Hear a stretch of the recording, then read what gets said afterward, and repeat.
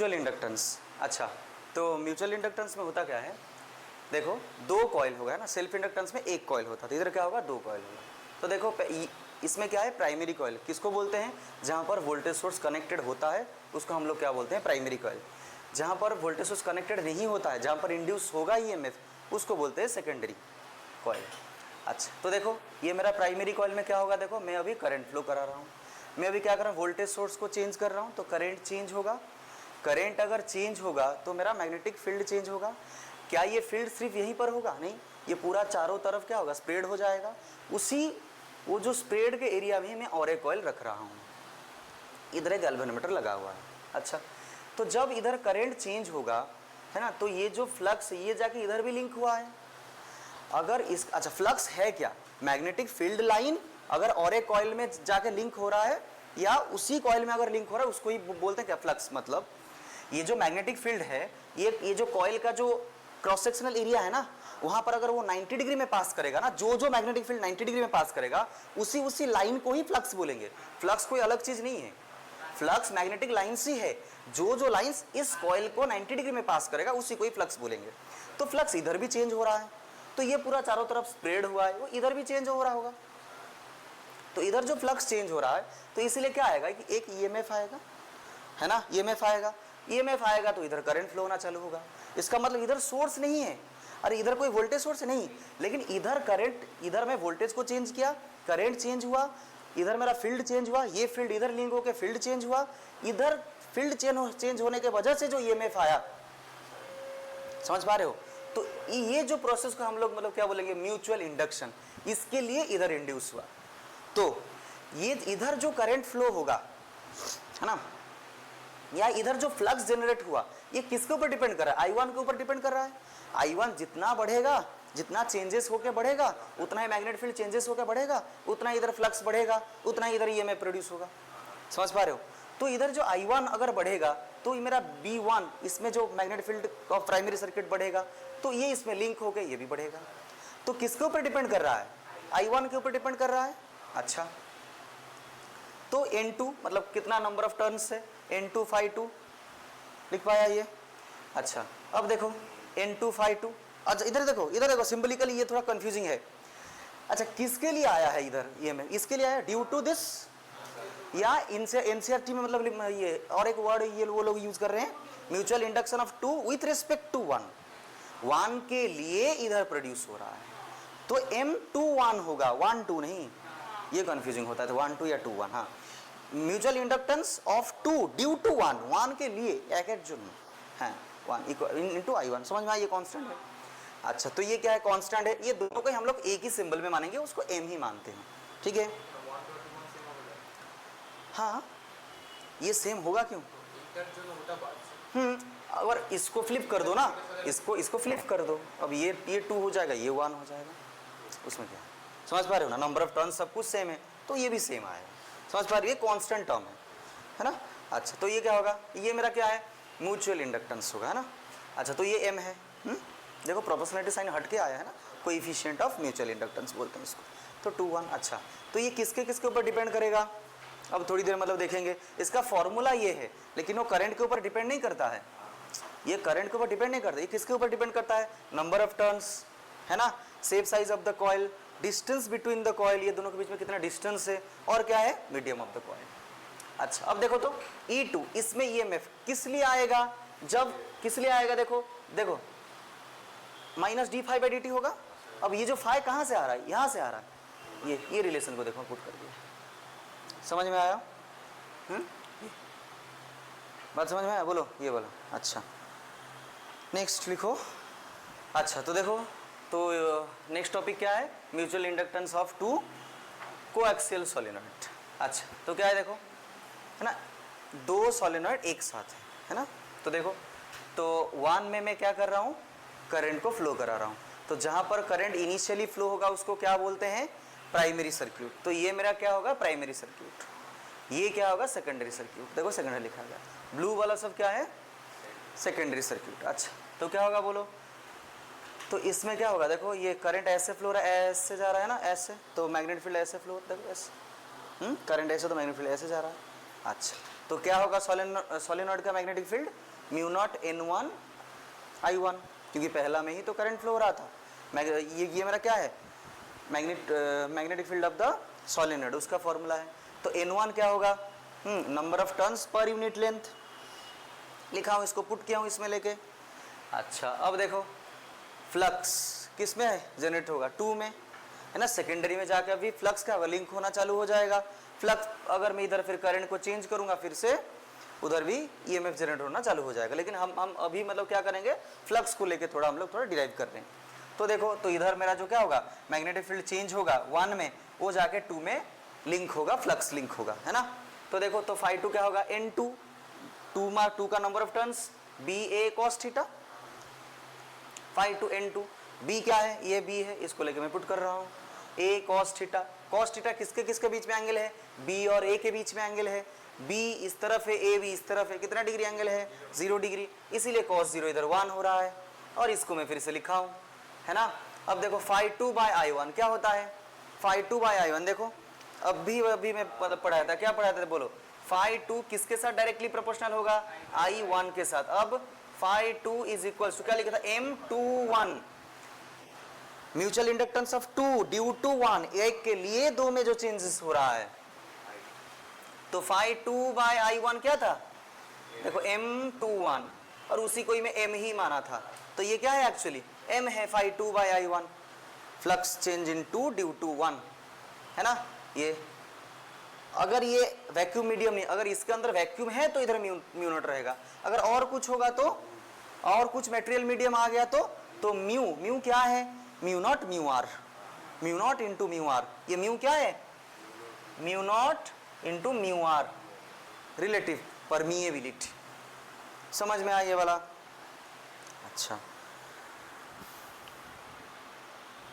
Next देखो, next topic क्या है, कोएफिशिएंट ऑफ कपलिंग, ठीक है। अच्छा, ये म्यूचुअल इंडक्टेंस होता क्या है, एक में फ्लक्स चेंज हो रहा है, वो फ्लक्स लिंक हो रहा है ना, वो फ्लक्स भी ये सेकेंडरी सर्किट में भी चेंज हो रहा है, उसको हम लोग φ2 बोल रहे हैं उसके लिए, है ना। तो इसमें भी फिर ईएमएफ इंड्यूस हो रहा है ना, ये तो। अच्छा, तो कौन सा सर्किट कितना ज़्यादा कपलिंग है ना, जितना अच्छा कपलिंग होगा उतना ही अच्छा ईएमएफ प्रोड्यूस होगा। वो जो कितना अच्छा कपलिंग हो रहा है ना, तो वो जानने के लिए हम लोग एक कांस्टेंट यूज कर रहे हैं, क्या, K, उसी का नाम क्या है, कोएफिशिएंट ऑफ कपलिंग। अगर K का वैल्यू, ये भी एक इंडक्टेंस है, ये भी एक इंडक्टेंस है ना, ये मेरा प्राइमरी सर्किट है, इंडक्टेंस है, ये भी एक प्राइमरी सर्किट, ये मेरा सेकेंडरी सर्किट है, ये भी एक इंडक्टेंस है। तो इसका फॉर्मूला क्या होगा, K = M divided by √L1 L2। Details ज़्यादा जाने के लिए ज़रूरत नहीं है, बस ये ऑब्जेक्ट में पूछ सकता है। कोएफिशिएंट ऑफ कपलिंग का वैल्यू अगर 0 हो रहा है तो उसको हम लोग क्या बोलेंगे, कपलिंग हो ही नहीं रहा है ना। अगर इसका वैल्यू 0 से 1 के बीच में आ रहा है तो ये क्या है, लूज कपलिंग हो रहा है।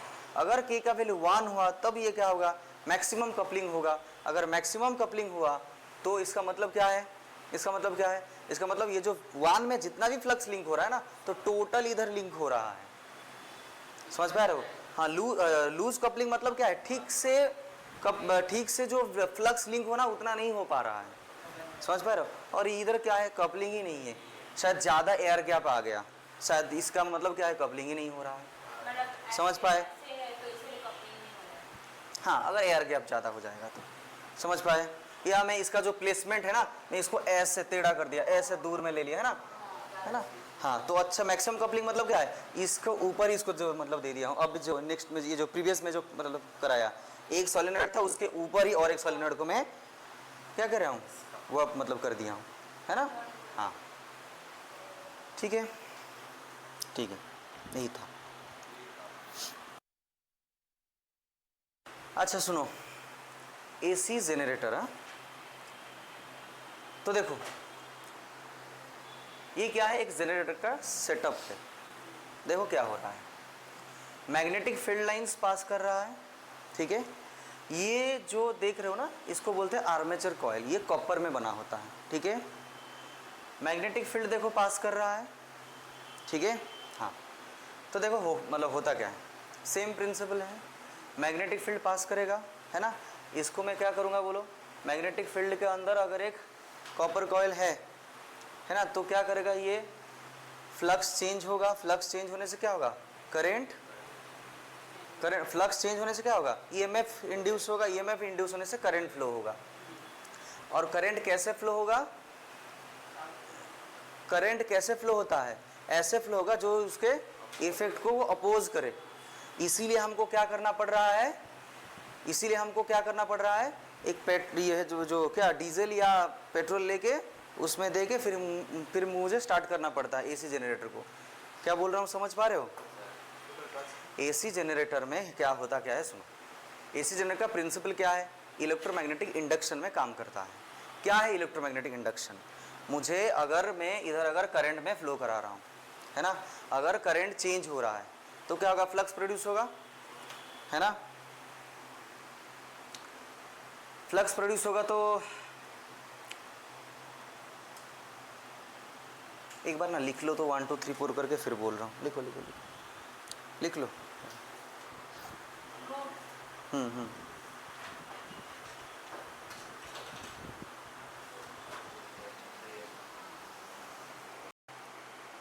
देखो ये एसी जनरेटर, हाँ, तो इसका प्रिंसिपल क्या है, इलेक्ट्रोमैग्नेटिक इंडक्शन। ठीक है, ये जो एसी जनरेटर है मेरा इलेक्ट्रोमैग्नेटिक इंडक्शन में काम करता है। अच्छा देखो, तो इसमें क्या क्या है, ये मेरा क्या है, फील्ड मैग्नेट। फील्ड मैग्नेट मतलब क्या है, यहाँ से नॉर्थ से साउथ तक जो मैग्नेटिक फील्ड बन रहा है उसको क्या बोलते हैं, फील्ड मैग्नेट। आर्मेचर मतलब क्या है, आर्मेचर, ये जो कॉपर कॉयल है ना, इसको हम लोग क्या बोलते हैं, आर्मेचर कॉयल। अच्छा, और स्लिप रिंग क्या होता है, ये इसका काम क्या है अभी बोल रहा हूँ। और ये क्या होता है, ब्रशेस, है ना। ब्रशेस का काम क्या होता है, लिख लेंगे, एक एक करके लिखेंगे फिर समझेंगे। बोलो, इलेक्ट्रोमैग्नेटिक इंडक्शन बोल रहा हूँ, लिखो। It is based on the principle of electromagnetic induction. It is based on the principle of electromagnetic induction.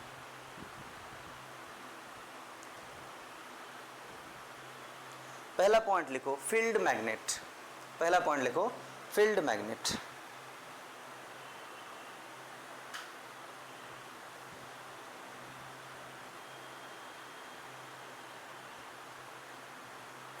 लिखो, north and south are the pole pieces, are the pole pieces of a strong electromagnet, pole pieces of the strong electromagnet in which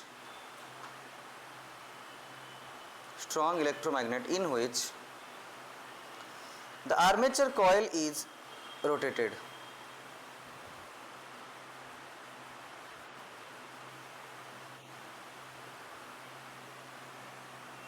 The axis of rotation is perpendicular to the magnetic field lines. Axis of rotation is perpendicular to the magnetic field lines. समझ में आया। देखो ये मेरा क्या है, rotation axis है। ये क्या है, आर्मेचर कॉइल। ये किससे बनता है, कॉपर से, ठीक है। और इसका एक्सिस ऑफ रोटेशन क्या ये है, ये perpendicular to the magnetic field lines. Next लिखो क्या, सेकंड में आर्मेचर लिखो। Armature, armature is a rectangular coil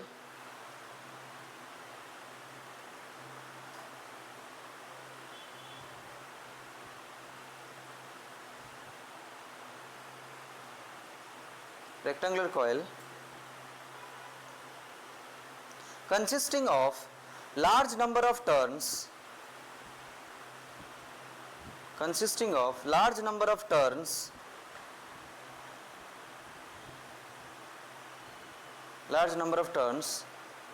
of insulated copper wire,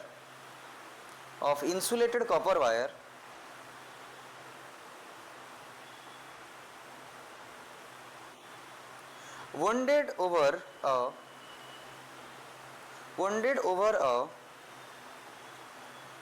laminated soft iron core.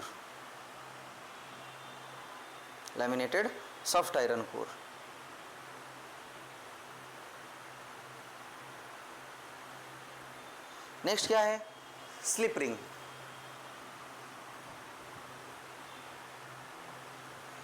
लिखो slip ring are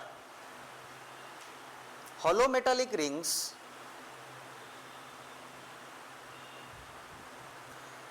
which are connected to the brushes, which are connected to the brushes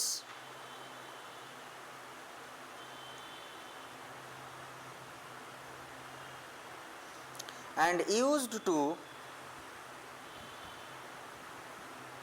maintain the contact between armature and brushes. Used to maintain the contact between armature and coil. Armature coil and brushes. Next लिखो brushes.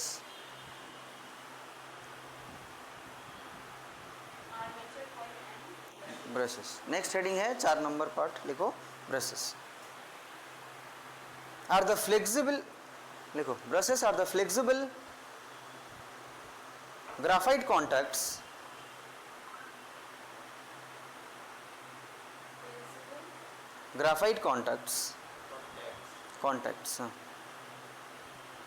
which is used to maintain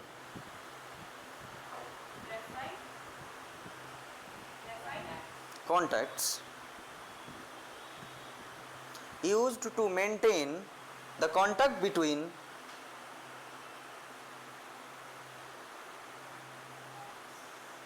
ring and the load, contact between ring and the load.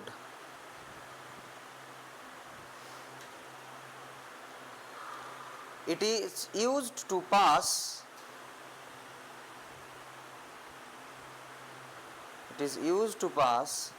current from armature coil to the external circuit. Armature coil to the external circuit.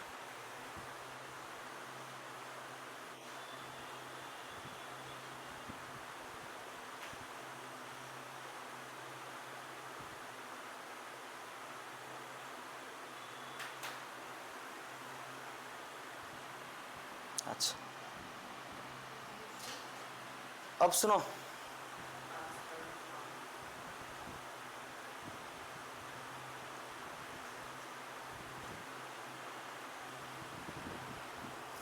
हाँ तो सुनो होता क्या है, मैं armature coil को क्या करता हूँ, रोटेट करता हूँ। कैसे रोटेट करते हैं देखना, जनरेटर में क्या क्या करते हैं, डीजल डालते हैं, फिर क्या करते हैं, बोलो, स्टार्ट करते हैं ना आर्मेचर को, है ना। क्या होता है बोलो, वो मैकेनिकल एनर्जी से इलेक्ट्रिकल एनर्जी कन्वर्सन हो रहा है, ऐसे बोलते हैं। बात समझ पा रहे, क्यों उसको चलाना पड़ता है, क्यों आर्मेचर को रोटेट करना है। आर्मेचर अगर रोटेट होगा तो क्या होगा, देखो आर्मेचर अगर रोटेट होगा तो क्या होगा, देखो ऐसे मान लो, पहले ये एक मैग्नेट है, ये एक मैग्नेट है, देखो ये नॉर्थ ये साउथ है ना। पहले मेरा आर्मेचर कॉइल ऐसे था, कितना डिग्री एंगल है, हाँ 90। देखो ये मेरा मैग्नेटिक फील्ड, ये मेरा एरिया वेक्टर, कितना डिग्री एंगल है, 90 डिग्री। अब कुछ मान लो टी इक्वल टू 0 शुरू हुआ, घूमना शुरू हुआ ये, अब मतलब क्या है, देखो ये जो मेरा प्लेन ऑफ द कॉइल है और मैग्नेटिक फील्ड है 90 डिग्री, इसका मतलब एरिया वेक्टर के साथ पैरेलल होगा। ध्यान से देखो ना, ये मेरा plane of the armature coil है, इसके साथ मैग्नेटिक फील्ड क्या है, 90 डिग्री में है। ऐसे देखो 0 था, मैग्नेटिक फील्ड ये था, प्लेन ये है ना, एरिया वेक्टर ये है ना, समझ पा रहे हो। एरिया वेक्टर के साथ इस टाइम क्या था, एरिया वेक्टर के साथ 90 डिग्री था, है ना। अब क्या हो रहा है, एरिया वेक्टर के साथ 0 डिग्री, क्यों, एरिया वेक्टर मेरा ये है और ये नॉर्थ पोल ये साउथ पोल है, ऐसे जा रहा है ना, प्लेन के साथ 90 डिग्री है। ये थोड़ा वर्ड में थोड़ा तो मतलब आप लोगों को कंफ्यूज करने के लिए कोशिश करेंगे। ये प्लेन देखो, ये मेरा क्या है, plane of the armature, plane of the armature के साथ अभी मैग्नेटिक फील्ड क्या है, 90 डिग्री में है, लेकिन एरिया वेक्टर के साथ क्या है, 0 डिग्री पे है। बात समझ पा रहे हो, है ना। फिर कंटिन्यूस मान लो थीटा टाइम, मान लो टी इक्वल टू टी में कुछ एंगल में है, थीटा एंगल में है, समझ पा रहे हो। तो उस टाइम क्या होगा, phi equal to N B A cos theta, समझ पाए हो। तो N B A cos omega T. अच्छा, ये थीटा की जगह में ओमेगा टी क्यों आया, ये थीटा क्या है, एंगुलर डिस्प्लेसमेंट। क्या होता है, एंगुलर डिस्प्लेसमेंट बाय टाइम को क्या होता है, एंगुलर वेलोसिटी बोलते हैं। उसी को पुट किया, E equal to D phi by D T पता है, माइनस लेंस लॉ के लिए आएगा, पुट किया, डेरिवेटिव है ना, देखो डेरिवेटिव कर रहा हूँ, प्लस हो गया। बात समझ पा रहे हो। अच्छा, अब इसका क्या करेंगे, ग्राफ बनाएंगे, किस टाइम में, है ना, देखते जाएंगे क्या क्या टाइम में, अगर टाइम वेरी हो रहा है तो ये कैसे वेरी हो रहा है ये हम लोग देखेंगे। क्या देखेंगे, एक हाफ में क्या हो रहा है, पॉजिटिव हो रहा है, और एक हाफ में क्या हो रहा है, निगेटिव हो जा रहा है, कैसे हो रहा है देखेंगे अभी। चलो एक बार करते हैं ग्राफ।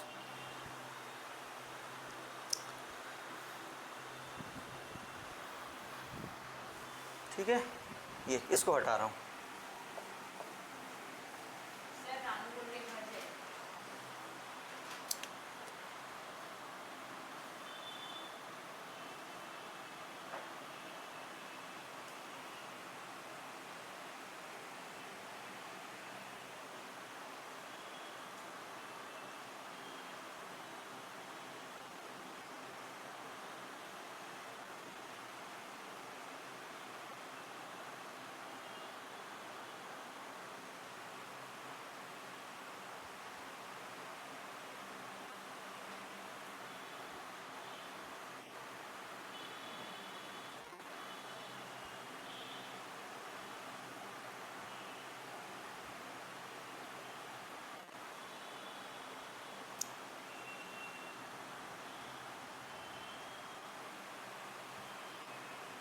देखो अभी अभी बोला प्लेन ऑफ द आर्मेचर के साथ जब 90 डिग्री में होगा तब देखो मैक्सिमम, ये किस किस टाइम में ये होगा, टाइम अगर बोल रहा हूँ ये टाइम इक्वल टू 0 है और ये t/4 है, ऐसे वेरी करते जाओ ना, t/4 लिख के, फिर क्या है ये t/2 होगा और ये 3t/3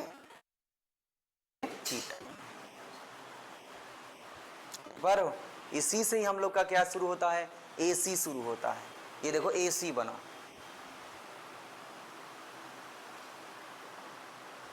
ठीक है, करंट है तो ये मैक्सिमम करंट बन रहा है। ये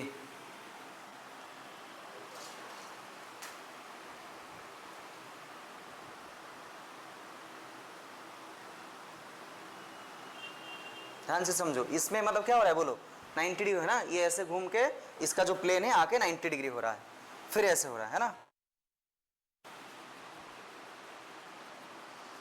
180 के बाद इधर पुट करो ना, सब कुछ नेगेटिव तो आएगा, इसीलिए 180 से 360 साइन नेगेटिव है, इसीलिए पूरा नेगेटिव में आ रहा है। बात समझ पा रहे हो, 180 के बाद साइन पूरा नेगेटिव है ना, इसलिए ये नेगेटिव है मैथमेटिकली। ठीक है, तो ये क्या था, AC जनरेटर।